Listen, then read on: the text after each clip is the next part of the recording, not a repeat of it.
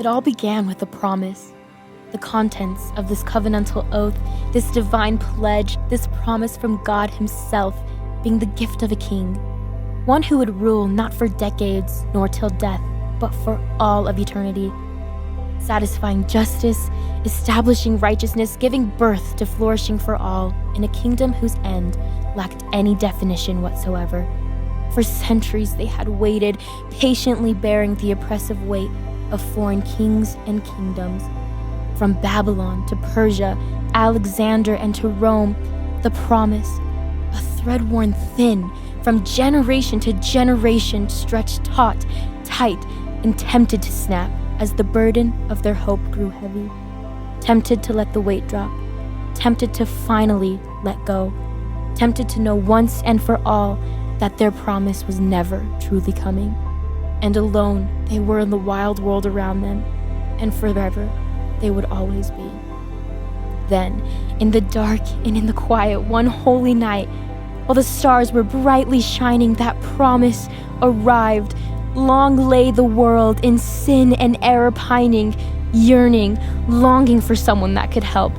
And at the hour of his birth, the weary world rejoiced, because the fulfillment of the promise, the gift of a king, the birth of our Lord Jesus Christ himself had arrived.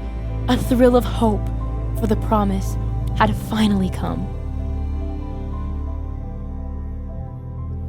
Today we get to celebrate just that.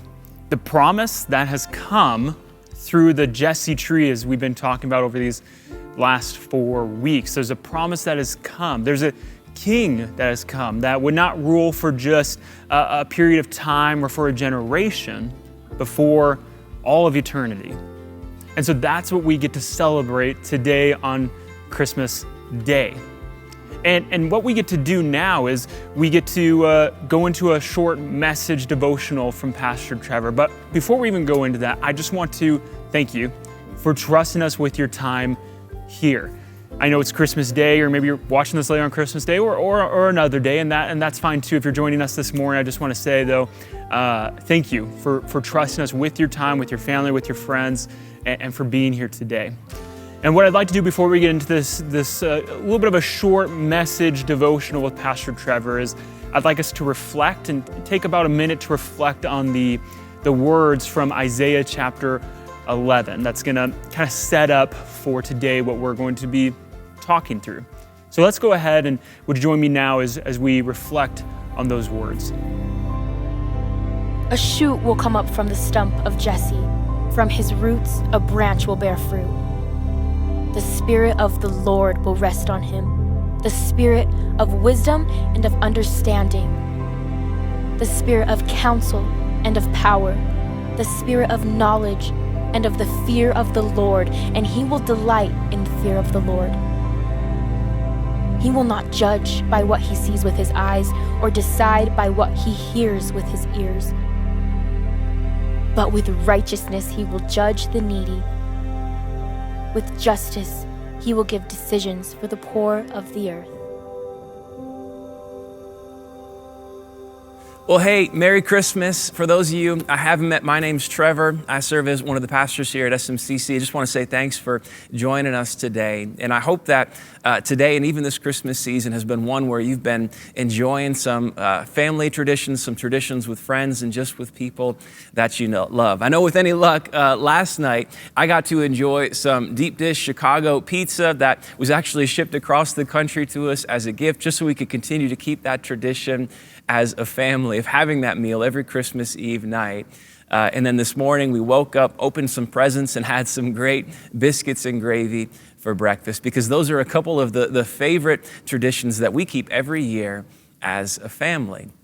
And traditions, they're meaningful, right? They're important and they're significant because traditions connect us to people we love. Traditions have this incredible ability to connect us to the people that we love. And that's really why they're worth keeping. So much so that I bet I could probably even ask, of all the traditions that you've kept this holiday season, which ones do you continue to keep and maintain because they connect you to people that you loved from your past? And which ones have you continued because they help you to connect and even form relationships with the people that you love today.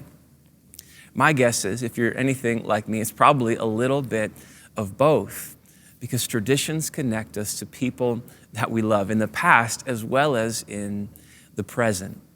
And I know I've seen that in my own life, and that's really why we do these things with our kids, so that one day when they grow up and they think about pizza on Christmas Eve or biscuits and gravy on Christmas morning, they'll feel connected to us even if they're not having those meals. And I know I've seen that in my own life because, some of my favorite memories of Christmas as a kid were all about going to my grandma's house on Christmas Eve. And I shared about this recently on a Sunday, where every Christmas Eve as a family, we'd pack into the car, make our way on over, pull into this packed driveway, and pour into this house that was filled to the brim with extended family. And we would spend the entire afternoon and evening there having this ham dinner, this feast filled with green bean casserole, mashed potatoes, little plates of olives, a dish of canned cranberries all sliced up nice, and usually strawberry cheesecake for dessert. It was fantastic. And then after dinner, we'd open the presents, the part the kids always look forward to, and then we'd gather around a table and play games like catchphrase and Chinese checkers. And it was always so much fun. And even now, even though I don't keep the same tradition on Christmas Eve, I still have the memory of doing that. So much so that whenever I go back to my grandma's house, like a few months ago, I had the chance to visit her. And even though it was, end of summer, early fall, as soon as I step into her house, it's like I'm transported back to all of these memories of the past. It's like I'm surrounded by them, where I can smell the ham dinner. I can taste the strawberry cheesecake. I can hear the buzz of conversation. I can feel the warmth of being packed into this house that is filled to the brim with so many people.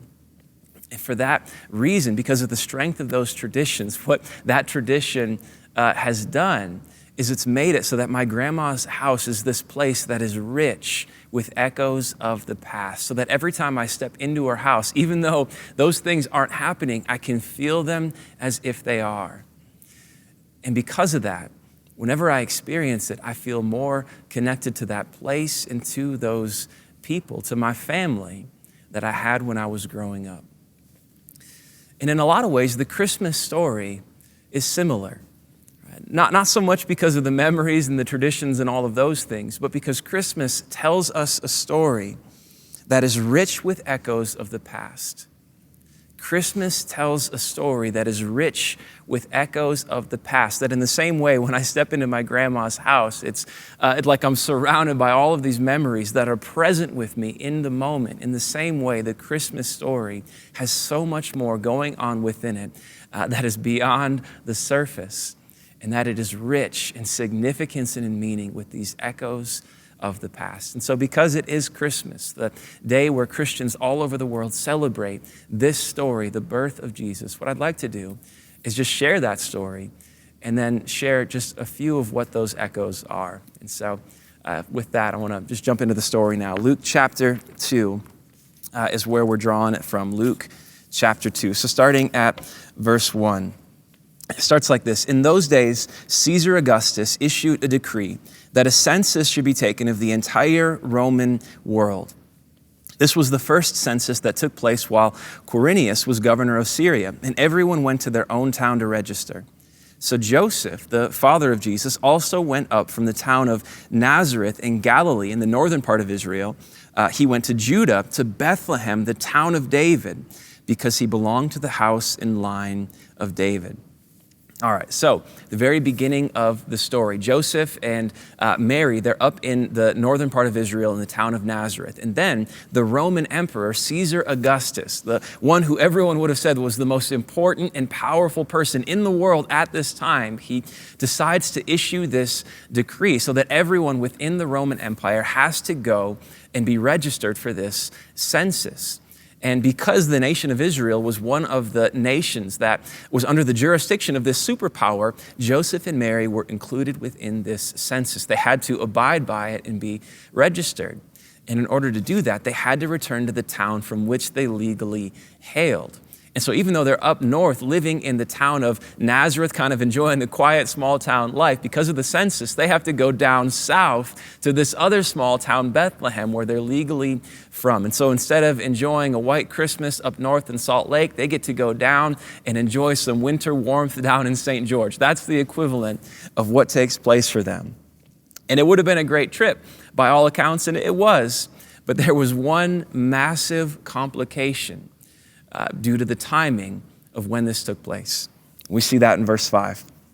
He went there, meaning Joseph went there to Bethlehem to register with Mary, who was pledged to be married to him. They were betrothed, engaged in a way.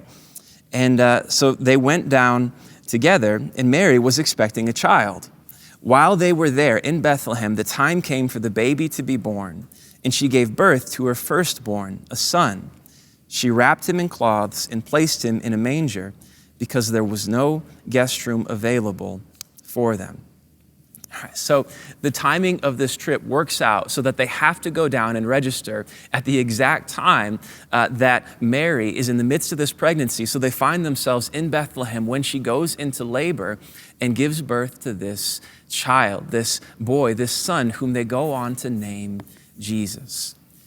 And if you think about it, there's such a display of divine humility within this story, that Jesus, the one who is God, who is the second person of the Trinity, fully divine, that when he enters into our humanity, he isn't born in this sweet, he isn't born in these really impressive or wonderful or wealthy circumstances, but he's born in a manger, that the town of Bethlehem is so filled to the brim with people who've come to register for the census. It's overflowing, that there's not even a house or a home or a room for them to stay in.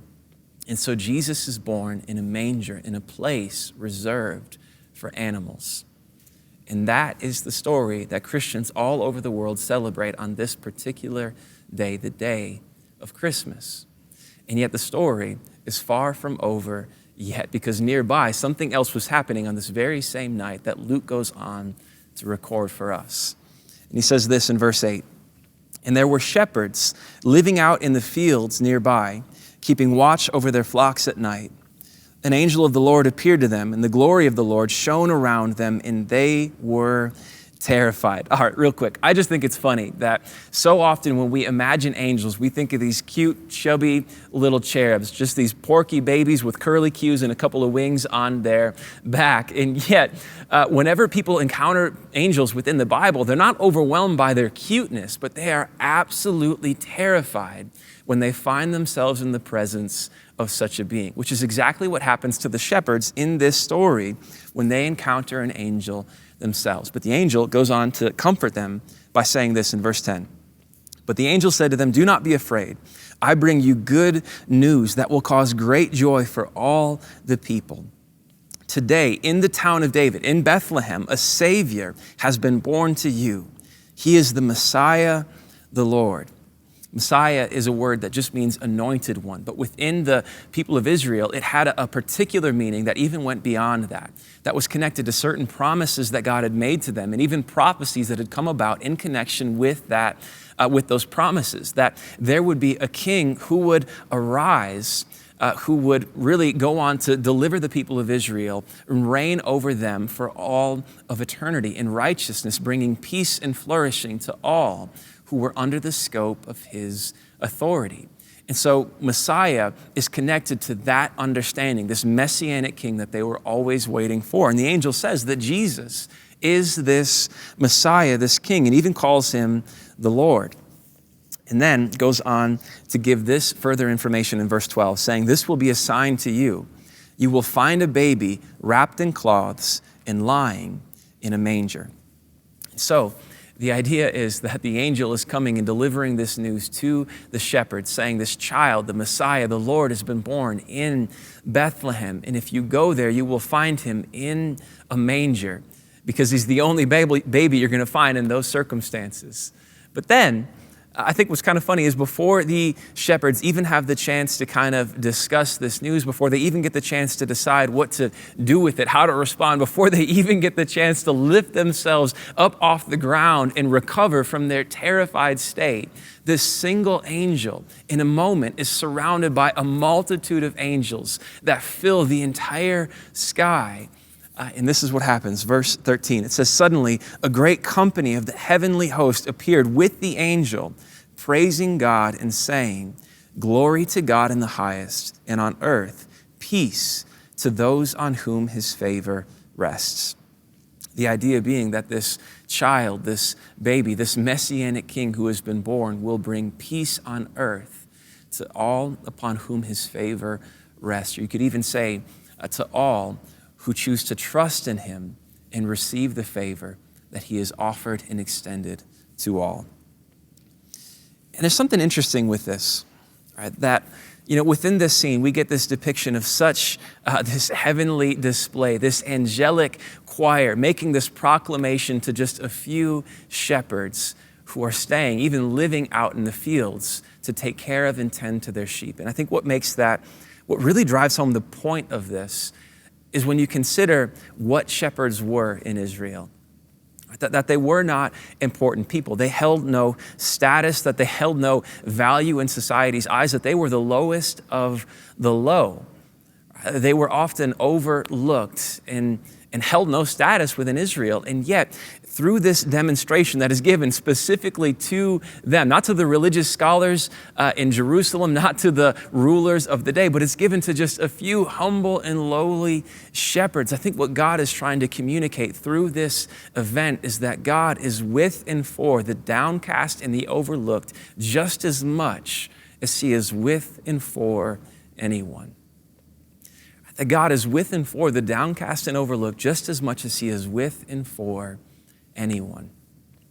Meaning, on this Christmas day, I hope that you are surrounded by people that you love. I hope that you're surrounded by friends and family and you're keeping these traditions that help you feel connected to people that you love in this life. And yet I don't want to make the assumption that that's the case for everyone. Because you may be finding yourself this Christmas and even this holiday season feeling downcast and overlooked and alone. And if that is the place you found yourself in, I just want to invite you to receive the very same honor that God bestowed upon these shepherds on this night through this angelic display, and to receive the message that God is just as much with and for you now as he is with and for you ever. Because he is with and for the downcast and the lonely and the overlooked. All right, so after this angelic flash mob, what takes place is the angels leave and the shepherds talk about this news, the message they've received, and they decide what to do with it. And these are the plans that form from that conversation. Verse 15, when the angels had left them, the shepherds, and gone into heaven, the shepherds said to one another, let's go to Bethlehem and see this thing that has happened, which the Lord has told us about. Notice, they give credit to God for the delivery of this message through the angels. And they call God the Lord, using this title, attributing that title to him, the very same title that the angel attributed to Jesus earlier in the story. The message being, Jesus is fully God, divine, the second person of the Trinity. But they go on to do this. So they hurried off and found Mary and Joseph and the baby who was lying in the manger. They go and find them, and when they had seen him, they spread the word concerning what had been told them about this child. They tell everyone, including Mary and Joseph, what they experienced, what they witnessed, and what was communicated to them about this child. And all who heard it were amazed at what the shepherds said to them. But Mary treasured up all these things and pondered them in her heart. The shepherds returned, glorifying and praising God for all the things they had heard and seen, which were just as they had been told. And on the 8th day, when it was time to circumcise the child, he was named Jesus, the name the angel had given him before he was conceived.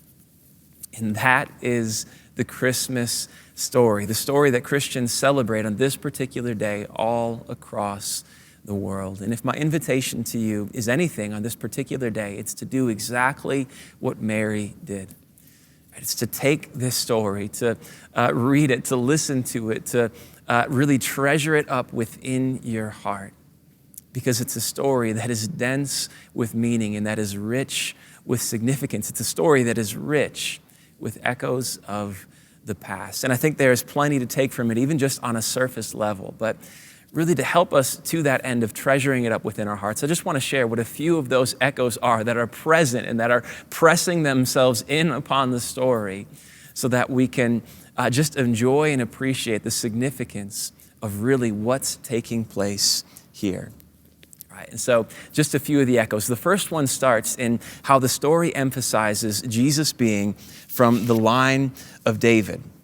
Being from the line of David, that Joseph has to go down to Bethlehem because he descends from the lineage of David, because that brings in the echo of the promise in 2 Samuel 7. Right? This past several weeks as a church, we've been going through this series where we've been exploring really the life of David. And in that, we see that at a certain point, God makes this promise to him that he will have one of his descendants who will reign upon the throne for all of eternity, this promise of an eternal righteous king who would be one of David's descendants. And so when we see that Jesus is a descendant of David, it brings to mind this echo. This echo rushes into the story of the promise from 2 Samuel 7 that Jesus is the fulfillment of that promise. And even from Isaiah 11:1, that the shoot pokes forth from the shoot of Jesse, the father of David, that he is the new king who will rise up after for so long, for centuries, the kingdom had been abolished, had been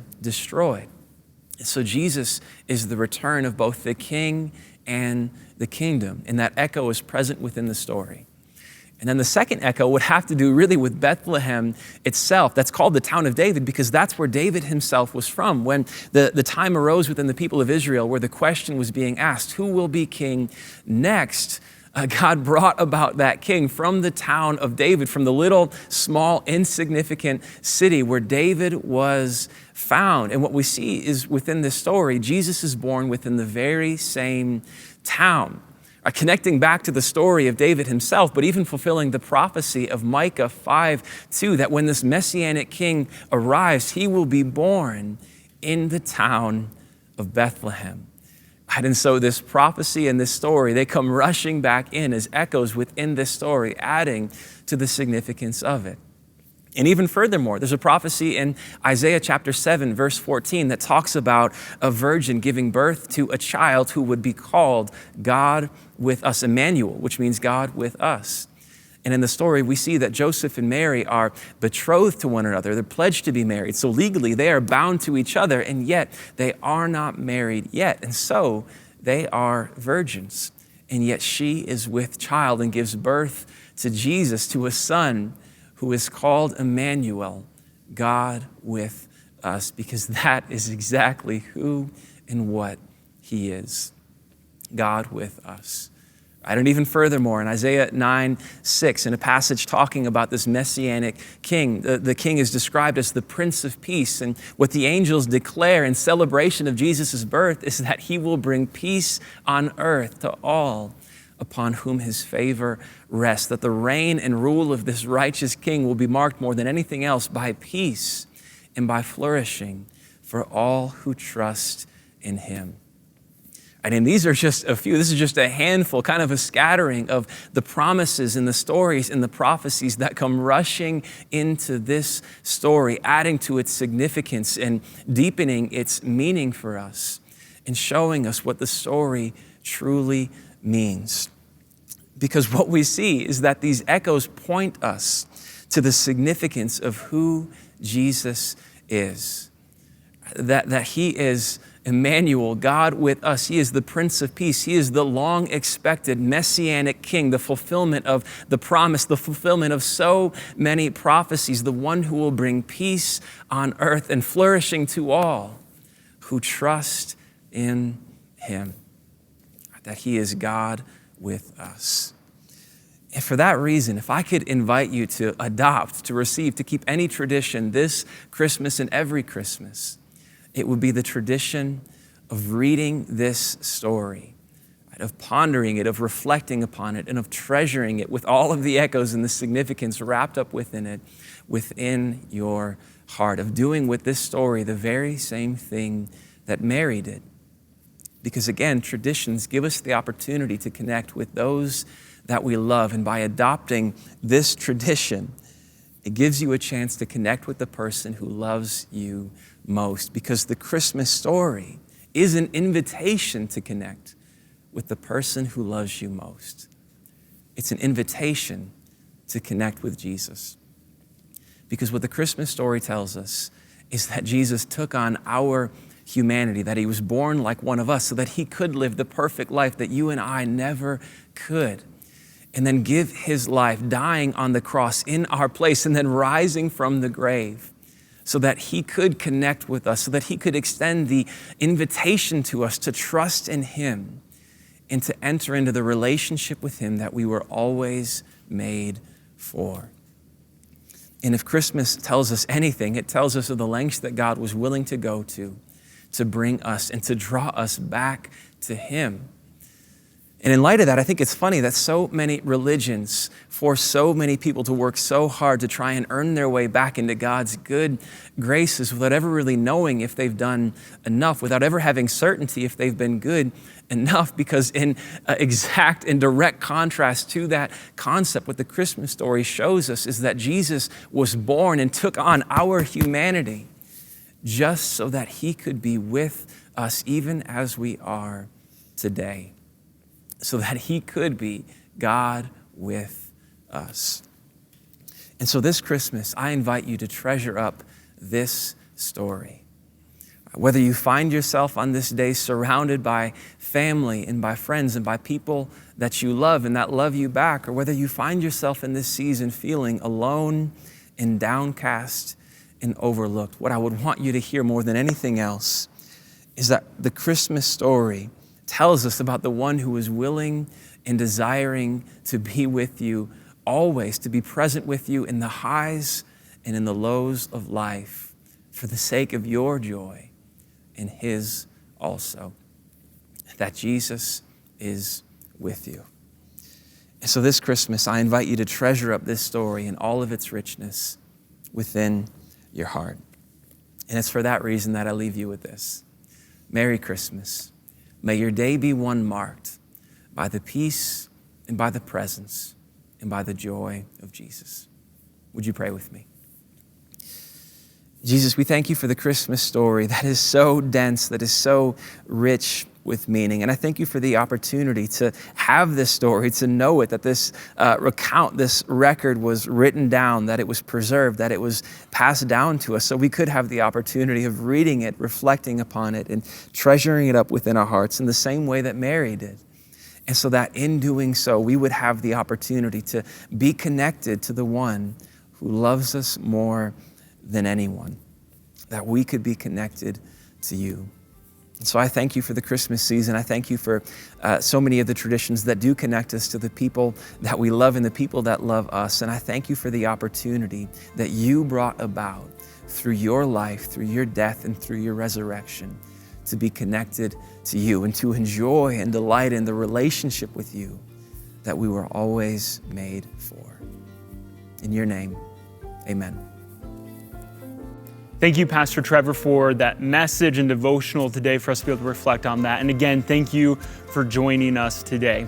Now, a reminder specifically I want to let you know about is that today, we did not have services across our locations. That was a gift that we were able to give to our staff and our volunteers. But I did want to let you know that we are going to have normal service times again on January 1st. We think that that's something that we can give to people as it's a new year. Let's start it out well. Let's be focused on God and His Word and His people, that community. And so next week, so a week from today, our campuses will have normal service times on January 1st. Just wanted to let you know about that. Now, next week for SMCC Online, we are going to have a speaker that you may not know very well. And so I hope that if you're not joining us at one of our locations, that you would join us online. Some of you may know, some of you may not know. We are one church in many locations. And what that means is we have 5 locations currently across Utah, as far south as St. George and as far north as West Jordan, Salt Lake County. Now that campus in particular, West Jordan, is what we call our international campus. And what that means is that we have a campus that is a Spanish-speaking campus, and they share the same mission, the same values, the same vision as our campuses in our organization-wide, and yet it is a Spanish-speaking campus that serves those people that Spanish is their first language. And here's the cool thing is that it's a campus that on a Sunday usually has about 400 people attending over 2 services. It's really cool to see what's happening in that community and how we can serve them better. So next week, we will have Pastor Alberto Lopez, who's the campus pastor at that location.